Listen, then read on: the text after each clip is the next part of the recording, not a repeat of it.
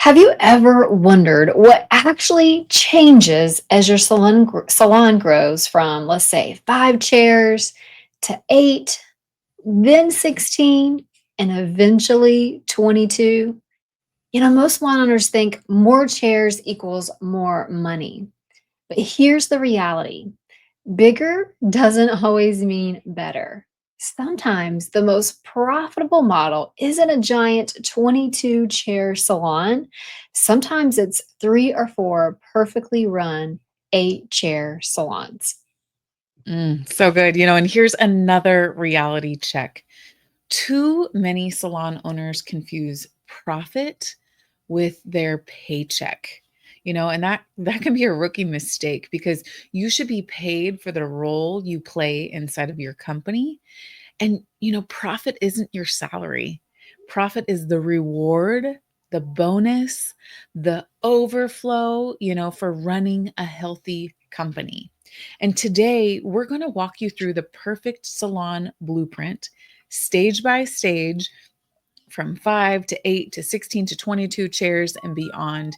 And we will share the real stories from our own salons and salon owners we've had the opportunity to work with over the years. And we'll look at companies like Starbucks, Chick-fil-A, and Dutch Bros to see how they've solved the same problem. And since we're talking about blueprints, we love, how many of you guys, if you've ever maybe seen the movie, or sorry, not the movie, the show, The Prophet, we love the way that Marcus, is it Lemonis? Do you Lemonis, remember yeah, I think Lemonis? it's Yeah. Lemonis. Yeah, just the way that he views things, one of his most infamous lines is people, process, product. And if one of those three is broken, the whole thing collapses. And so we're going to kind of weave what his perspective would be into every stage of the game. Oh, so good. I love that show. So excited Mm. that we're calling that forth today to kind of marry that into the salon world as well. And so let's Mhm. start with stage one, which we mentioned, the 5 chair salon. And I like to call this the hustle stage. I remember when we had 5 chairs, I was Mhm. hustling hard. Sometimes somebody would call out and Superwoman would step in. Her name was Jen, and she would say, "No fear, Jen is here. I'll take on that client. I'm already working 12 hours. Perfect. I'll work 13 hours. Great." I was cutting, I was answering the phone, I was checking in guests, folding Mhm. towels, closing the register at night, and it was exhausting, but it was also the foundation. When you Mhm. think about the 5 chair salon, most of the time, your profit margins run about 8 to 12%. And that's if we had a good month. And right now, you might be saying, "Jen, I'm at 5 chairs and we're at a big fat zero." I understand Mhm. that too. This is just a stat. But every missed shift sometimes felt like a gut punch. Mhm. Like I said, one stylist called out sick, and suddenly the whole week looked shaky. You know, Mhm. and I think about this from the perspective of what Marcus would say, and he would say at 5 chairs, the people are everything. I think he says people over I can't remember what he says, but the people were everything. Mhm. But here's the problem: you are the business. So, like, if I'm Mhm. pointing at myself, it's me. I was the business. And in the long run, that's not truly sustainable. Like, you've got no processes yet, and your product, which is, yes, the haircut, the color, the facial, isn't just about hair or skin, it's the brand experience. And, if your bathroom looks like a broom closet, you're not selling transformation, you're just selling haircuts. So if you think of it like a 5 chair salon like this, think of a chef with a 5 table bistro. Like, he's cooking, Mhm. he's serving, he's washing dishes. Like, it's magical, but fragile. You know, Mhm. Starbucks actually started the same way. One tiny Seattle store obsessed with beans, but no systems, just passion. And that's truly what 5 chairs feels like. It's grit, it's passion, and it's very little sleep. Mhm. Ah, I love that. That is so great. And it reminds me of when we were once an 8 chair salon, and we got things really pumping in there. We had, 16 service providers in this 8-chair salon, and so the salon got loud, kind of in every sense. And, I remember one Saturday when 3 stylists had overlapping guests, the towels were running out, the front desk, thankfully, we had finally got one at that stage, when we got it up to 16. They were overwhelmed, and I felt like I was running around like a traffic cop, and it made me realize, hey, what worked when you were serving and supporting less people no longer does when are starting to get to that place where you have 16 service providers in an 8-chair space, and we truly needed systems. We really needed consistency, and we absolutely needed leaders, And so I love to think about, like, what would Marcus say in that situation, and he would definitely point out, at 8 chairs, you can't wing it. You need process. And because if you can't leave for a week without things falling apart, you don't have a business. You have a job. And I don't invest in jobs. I invest in businesses. That would be his perspective on things, and it really makes me think about Starbucks, like you mentioned earlier, Jen, because this was Starbucks' challenge as well.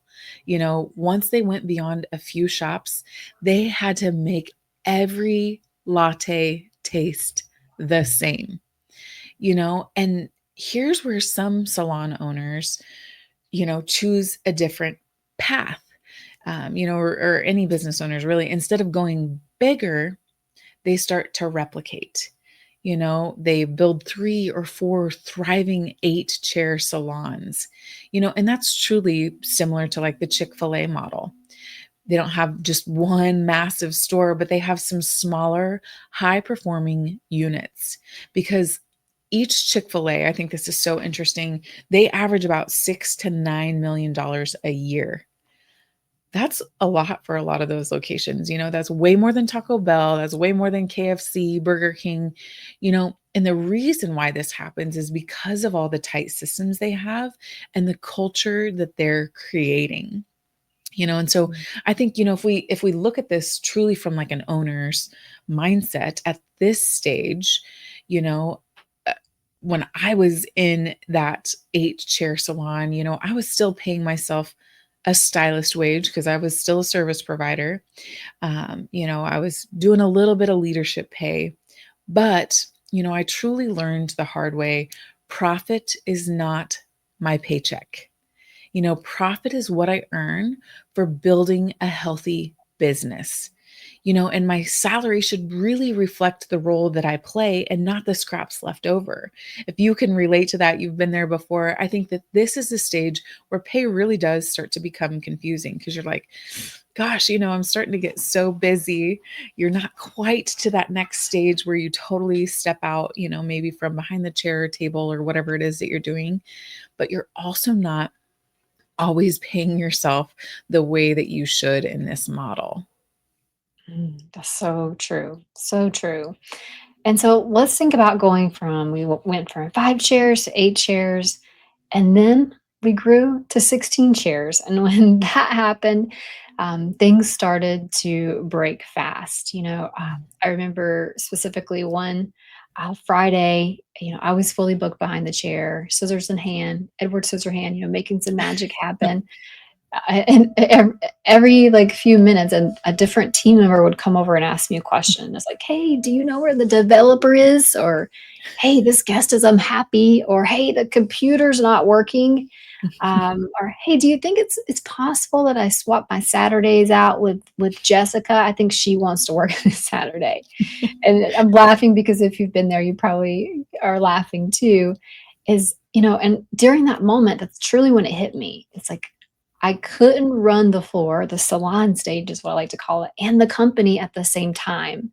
If I Mm, didn't step out from behind the chair when we got to 16 chairs, like we would truly stall as a company. mm, And, it had me thinking of like, if you look at it from the instance of like, hey, what would Marcus say? And if you've watched The Prophet, you know exactly what he would say. He would say, at 16 chairs, it's not about cutting hair anymore. It's Mhm. about people. You have to think about, like, who's your super who's your leadership team, Mhm. who owns what responsibilities. If everybody is responsible, then nobody is responsible. And then he would also talk about the process, really looking at numbers, retention, rebook, average ticket. Like, if you're not tracking, you're guessing. And he would say, "You know what? And I don't gamble on guesses." I actually think one time he did a salon, and I can't remember. I think you can actually see it on Hulu or Prime. So if you've never seen where he went in and transformed a salon, it was really interesting. And I remember him saying, like, "I don't gamble on guesses. Like, your numbers are everything. We have to see the numbers." Mhm. It was just such a cool episode to watch. And I think somebody that's really good at not gambling on guesses is Chick-fil-A. We've been talking about them a lot. I feel like they really Mhm. nail this. Their operators aren't just managers, they're like culture protectors. Less than, is it 1% of applicants? I think it's 1%, right? Yeah, 1% of Mhm. applicants get accepted because they know leadership cracks will sink the ship. Mhm. So interesting. Apple does the same thing if you really think about it. They don't build super mega stores. They build smaller, consistent ones that usually generate about $5,500 per square foot. It's not that they're 5,500 square feet, but that's what they generate per square foot, which is the highest in retail. Isn't that so interesting? Because Mhm. every square foot is designed for loyalty and experience. And that's how a 16 chair salon must think. And so, if you've never done the math to figure out what you generate per square foot, that really is a huge opportunity to open your eyes. And once you get locked in on that number, is like, how could we improve our systems and processes to increase that number, which is going to be a huge win for everyone involved. And when you think about it from an owner mindset at this stage, you really, and I remember doing this myself too, I really truly had to start paying myself a CEO salary. You know, Mhm. Profit wasn't what kept lights on anymore. Mhm. Profit became my bonus. It was like almost like your freedom fund. And your Mhm. business has to have profit, because at the end of the day, profit is the oxygen for your business. But I do feel like sometimes a lot of saloners do get confused about profit being their take home pay. And so when you're at a 16 chair salon, if profit is your take home pay, oh man, we're going to have some challenges that will come through. So good, and really, we've gone through all of those different stages, 5, 8, 16, and by 22 chairs, I finally realized I wasn't leading stylists or service providers or beauty pros anymore. At that stage, I was truly leading leaders. And if you've been there before, it's not all sunshine. And I remember one meeting, there was, three different leaders, managers, who gave three different answers to the same question. And it had me thinking about that old saying, too many cooks in the kitchen. And, that's when I realized my job wasn't to manage, it was to align, because it doesn't always necessarily mean that there's too many cooks in the kitchen. It just means, hey, how do we get in alignment? How do we help everyone fully understand their role and their purpose here? Because margins can push, 18 to 22%, but only if communication was tight and culture was protected. And I think about, what would Marcus say in this instance? He would really say at 22 chairs, you're running a company within a company, because your people are your leaders, and your process has to scale or it will collapse under its own weight. And your product, you really have to think about, what is your point of difference?